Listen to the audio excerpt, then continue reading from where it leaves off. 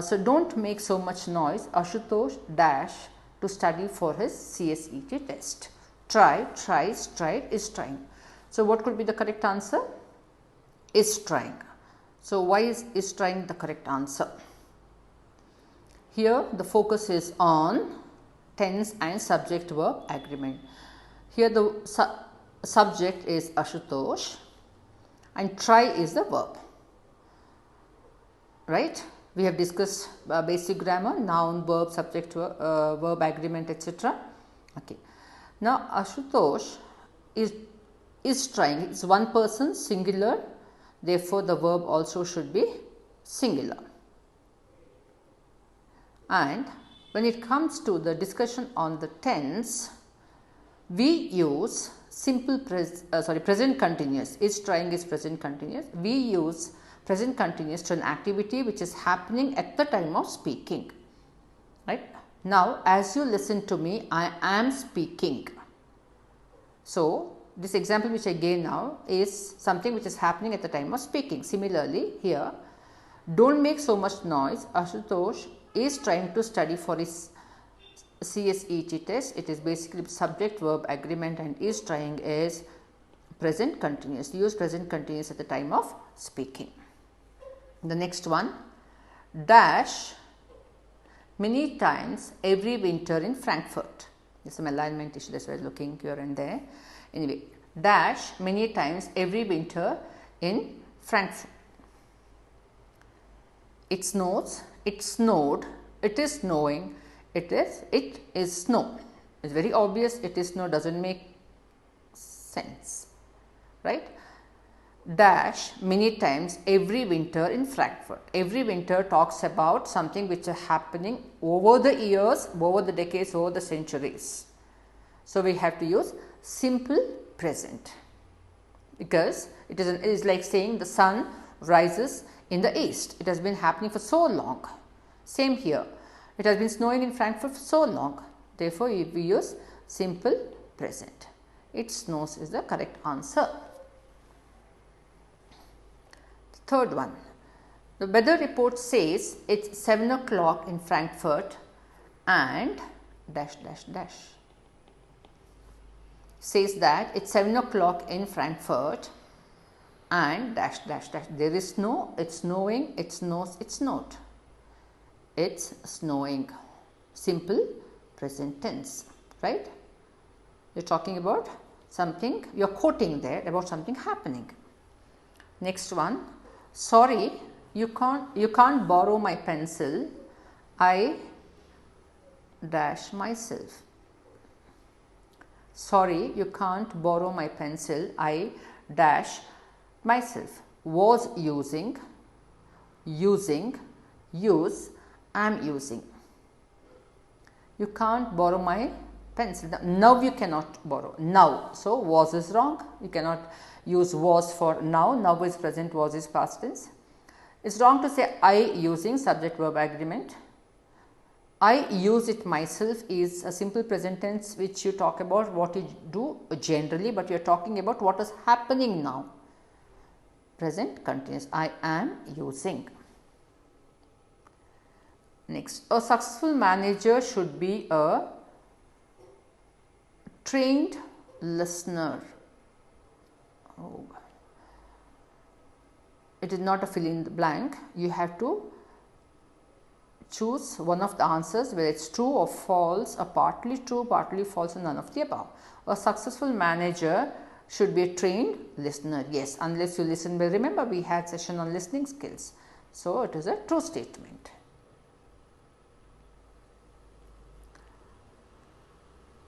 We also have synonyms and antonyms. What do you mean by synonym? What's a synonym? Synonym is a meaning. Like we told earlier, any English word does not have exact meaning. Anything which is closest in meaning is called synonym. So what is the synonym of reiterate? What do you mean by reiterate? There is no logic here, you just have to know the words. We spoke a lot about vocabulary, you should improve your vocabulary. Reiterate is repeat. What's the synonym of consequence? Indifference? No. Serial? No. Effect? No. Outcome? What is the consequence? What is the outcome? Predicting is a technique to forecast what the speaker would say. Predicting is a technique to forecast what the speaker would say. True or false? What is predicting? Predicting is to tell in advance, forecast. So, it is true. The ninth one. Which of the following is the basis of effective listening? Note taking. Did we discuss note taking, note making? Yes, we have discussed. Note taking, notice writing, no. Letter writing, no. Predicting, no. The answer is note taking. When you listen effectively, when you want to really hang on to every word and understand, you have to practice note taking. 10th one. Which of these is not a deterrent of the listening process? Lack of interest, no. That doesn't determine. Ego, no. Fear, no. Confidence, this is not a deterrent. So, sometimes what happens, we overlook this not. We focus only on a particular word, right? No, not a deterrent. Confidence is not a, whereas lack of interest, ego and fear are deterrents. 11th one. A well organized talk is a dash talk. Short, long, random, structured. It could be short, it could be long, not random, but of all the choices given here, structured is the most appropriate, right? You may say well organized talk is a short one or a long one, but this is more appropriate. Structured. Oh, this alignment is a mess again. What, probably here, what dash in the evening? This is a question asked by Shraddha, what dash in the evening? So, Rita has replied, usually I watch TV or read a book. It would come here, I watch TV or read a book. Okay, you do not watch TV, I have told many times, you watch program on TV. Okay. The question is, what dash in the evening? What you doing, what you do, what do you do, what are you doing? What are you doing is about what you are doing at the moment, but the question is what do you generally do in the evening, right? So, the person Shraddha is not asking today, tomorrow what she does in the evening, today evening or tomorrow evening or what she did yesterday evening. In general, what you do in the evening, right? So, the answer is what do you do? So, do you do came automatically, that is why I keep on telling, keep reading. All these things can be answered easily. 13th one. The following question consists of an underlined word, okay, in this it is incipit, followed by 4 alternatives. They have given 4 alternatives: loud, argumentative, lively, curious. Choose the word or phrase that is opposite in meaning to the word underlined. So, they have given a sentence and a word has been underlined, here it is incipit. Choose the word or phrase that is opposite in meaning, antonym, right. So, you have to find out what is the opposite of incipit of the 4. Loud, argumentative, lively, curious. What is insipid? Bore. Insipid is dull or boring or which is lackluster, right. So, we have to find the opposite. Therefore, insipid is dull, the opposite is lively.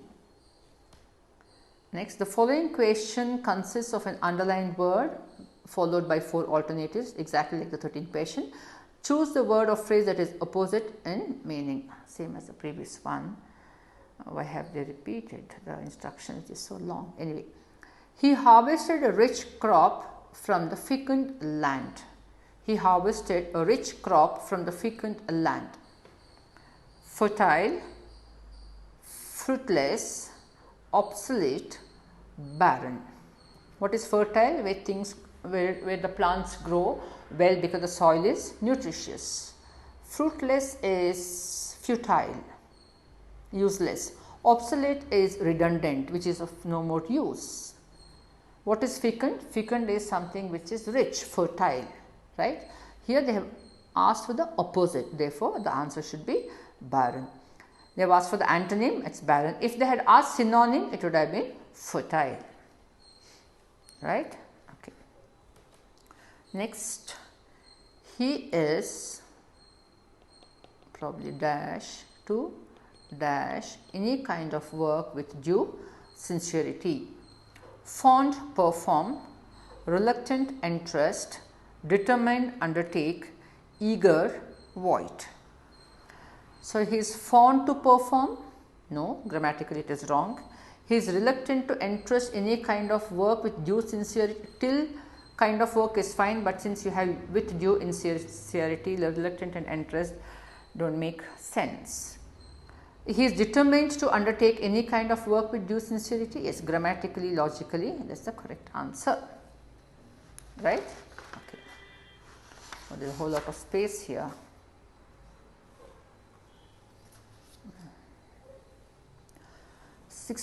I am not dash about your success because your dash approach to study is disappointing, right?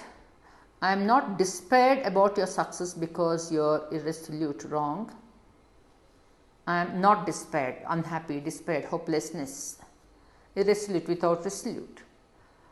I am not hopeful about your success because your regular approach to study. No, it is wrong, grammatically may be correct, but a regular approach is not disappointing. I am not optimistic about your success because your perfunctory approach to study is disappointing. Yes. I am not rude about your success, it does not make sense. The third one, I am not optimistic because I am not optimistic about your studies because your approach, which is perfunctory, which is not regular, which is not insistent, is disappointing. So, this could be the answer. The war dash immediately after the ceasefire proposal was dash bilaterally. Okay. The war dash immediately after the ceasefire was dashed bilaterally.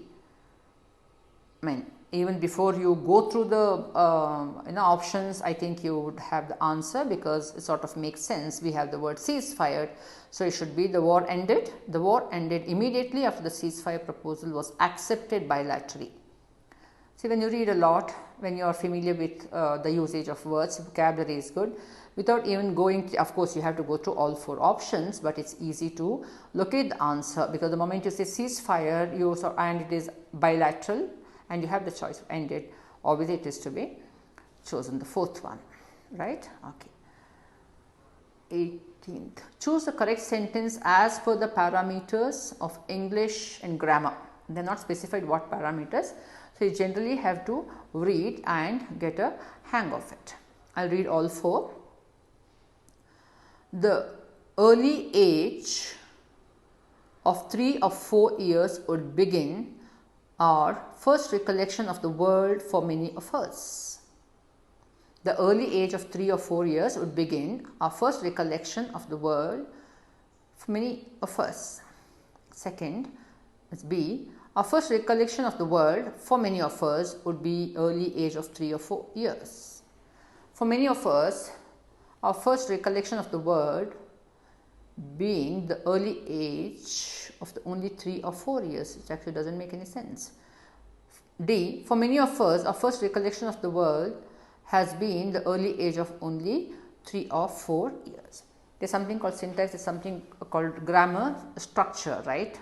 You have the subject, you have the verb, you have the logical flow and many things. Keeping all that in mind, the first one is the answer. The early age of 3 or 4 would begin our first recollection of the world for many of us, whereas if you see here, all these sentences do not follow the truth. Choose the correct sentence as per the parameters of English grammar. Again, same instruction. I went yesterday to the bank. I went yesterday to the bank to collect the passbook. B. I went to the bank yesterday to collect the passbook. C. Yesterday to collect the passbook, I went to the bank. D. To collect the passbook yesterday, I went to the bank. All these 4 sentences are used by different people, all of us or whatever. But if you notice, in the first, third and fourth, we have heavy mother tongue influence, and it does not follow the rules of English grammar. The second sentence, of course, follows. I, the subject, the predicate or the verb, went, there is agreement, I went to the bank. When did you go to the bank? There is an order, right? You first say where you went and then when. Where, when, what, right? Where, when, what is the order. So, I went to the bank yesterday to collect the passbook. First it says where, I went to the bank, when, why. Whereas, if you check other sentences, it doesn't follow the same rule. Which of these is not a parameter of formal report? You would have studied report writing and business communication, right? Yeah. So, which of this is not a parameter? Focus on not a parameter of a formal report. Presentation, yes, the presentation should be good. Complaint, information, request. The obvious answer is complaint, because it has to have a presentation, it have information, it could be a request. Done.